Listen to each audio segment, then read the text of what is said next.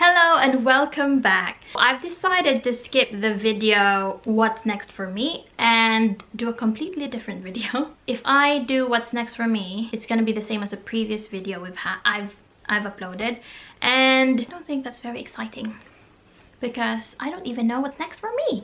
So instead, in this video, we will talk about how I survived January. Yes, I'm recording this. It is already the 2nd of February, so I've survived January, yay! The longest month of the year, in my opinion. In this video, we will talk about the things I did to make this January less depressing for me and how I sort of ward off the January blues. To provide context, I'm currently in the UK where the weather, especially during January, it's usually gloomy. We've got grey skies and just a lot of rain, so the combination of that is just generally depressing. I've done some things this year that has made January easier for me. Number one that I did is plan something in your head. Look for something you can look forward to and really immerse yourself in it. Usually my go-to for that is my son's birthday party. So this year I have immersed myself in the preparations for the party. I've exaggerated my plans for the invitations, and I've used this time to actually execute those exaggerated plans. I made the envelopes myself. I painted them. It's definitely handmade and it took a lot of my headspace, so that helped. Another thing is that you can look forward to spring. You make a list of the things that you want to do when spring comes. Allow yourself to actually feel excited even if it's months away. Number two is, it might feel contradicting because of the cold weather, but try to spend time outside in the daylight every day if you can. I've noticed that this January felt less depressing than last year, and that's because I have identified why. That's because I go outside almost every day because I don't have a choice but walk my son to school and back home. Scientific studies provide substantial evidence that going outside and being exposed to natural daylight in January can significantly improve mood. Next tip, number three, is move your body any way you can. Walking my son to school and then coming back home gets me more or less an hour of movement almost every day, not counting the movements I get from doing the chores. Another idea is you can also make it more fun, like dancing, which leads me to the next tip. What number are we? Number 4, which is listen to music, especially upbeat songs that help remind you about happier times and better weather.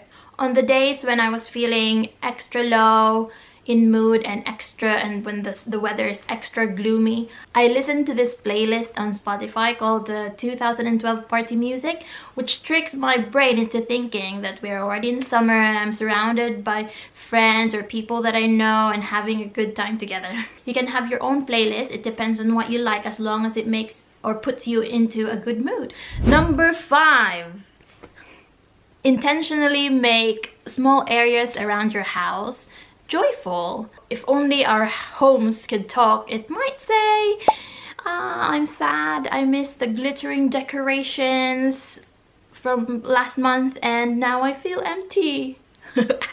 The big jump from a house full of Christmas decorations to without, which is usually in January, of course, unless you take your Christmas decorations down in later months or never.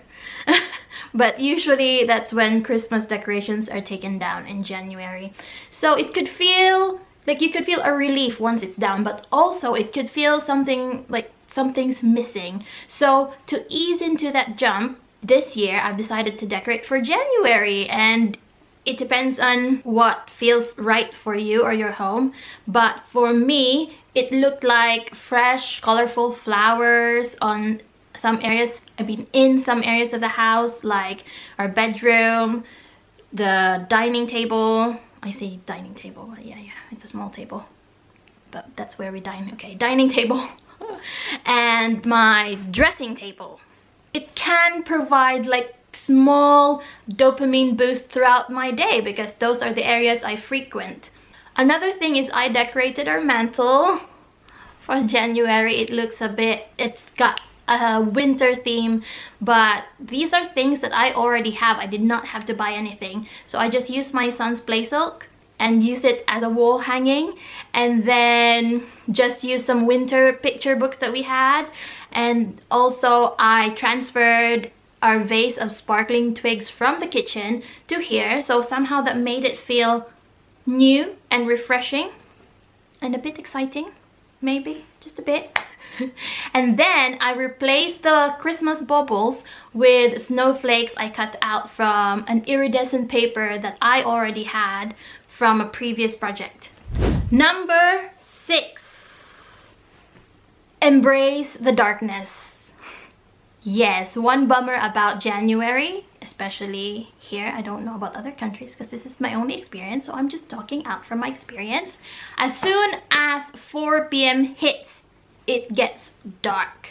So that part is out of my control. So instead of working against it, we worked with it. We started having candlelit dinners. So now it helped me look forward to the darkness a little bit.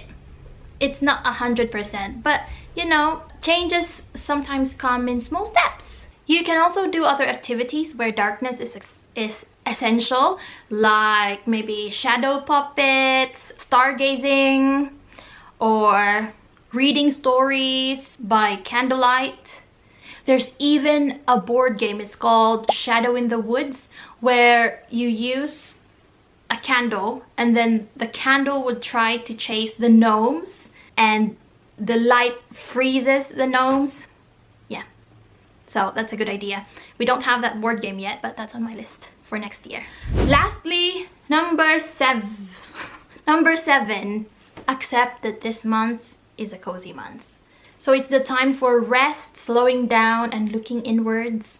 So try to find the joy in winter. I know it's easier said than done, but just try it and you might like it.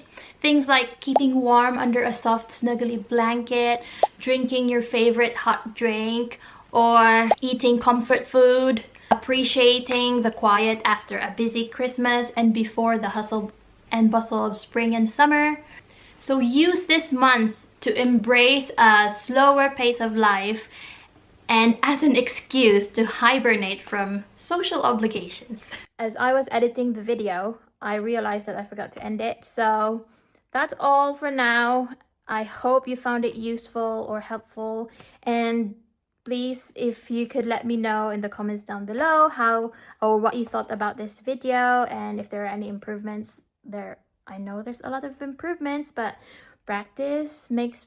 No, we're not gonna say practice makes perfect. That's too cliche. But yes, help me point out things that I need to improve for the next video. See you then. Bye.